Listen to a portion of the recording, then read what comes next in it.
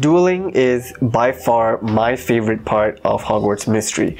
Yes, the storyline is captivating, it's interesting enough to keep me and wanting me to play Hogwarts Mystery further on, but one of the gameplay aspects, the dueling part, is what I find the most fun, and that's because you're not just mindlessly tapping on illuminated objects. There is a slight bit of strategy involved in dueling, and I'm going to teach you how to duel in Hogwarts Mystery.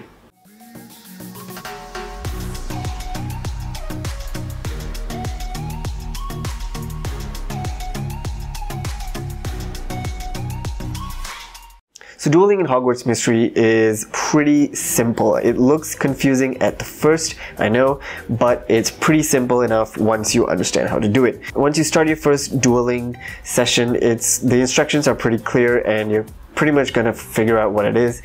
But just in case you're still lost, you still don't know how it works, it pretty much works like scissors, paper, stone.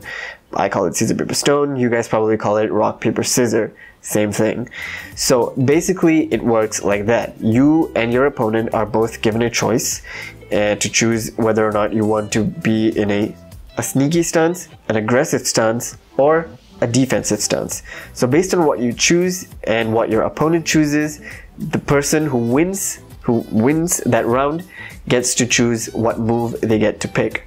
So from what I've noticed from multiple duels in Hogwarts Mystery is that usually the person that you're going up against, usually the person that you're dueling against, usually uses the same stance. So if the person is always using aggressive stance, they're very likely to keep on using aggressive stance repeatedly, and then you can always use the stance that is strong against aggressive in order to win that round and eventually the game. Do take note though that this is not 100% true all the time. The opponents will change their stance occasionally, but from what I have noticed, most of them will keep to the same stance. Now there are some dueling opponents that you will face, mainly the boss fight that you will have at the end of year 2, I believe. At the end of year 2 you will have this boss fight. You will notice that the boss will not always use the same stance for dueling. It can vary at times, it might be the same.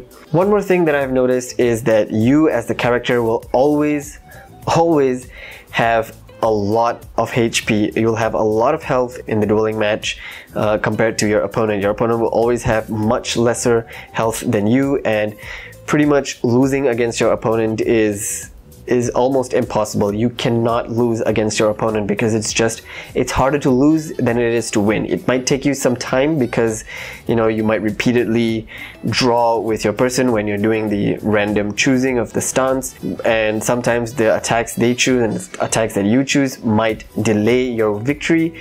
But trust me, losing a duel in Hogwarts Mystery is harder than actually winning it. Okay, so that's pretty much about dueling. I also want to touch a little bit about the other quest aspect of Hogwarts Mystery, which is to make someone feel better. This is one of the more ridiculous aspects of the game, I find. It's kind of just lame, the whole idea behind it. I'm sorry, but I just find it kind of lame that you have to cheer someone up repeatedly and you have to do it multiple times in a given year or a chapter.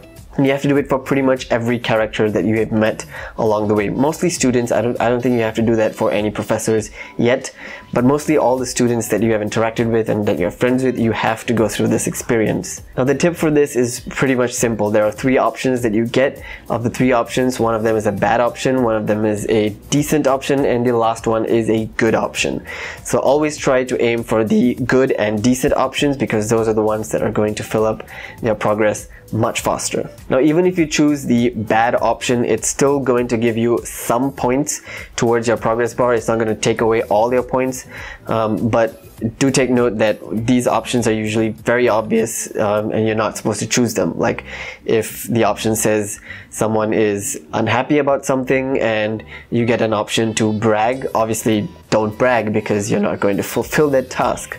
So definitely you want to choose the correct options all the time. There are some situations in which one of the questions in this task will appear to have 2 decent options and 1 good option. In this case, you can choose pretty much any option and you would still be okay and you can still progress. So don't worry about those situations in case you ever face that. So yeah, that's pretty much it for dueling and the making your friend feel better. I really don't have a one-word for describing that particular task. It's just, yeah, it's an encounter with your friends.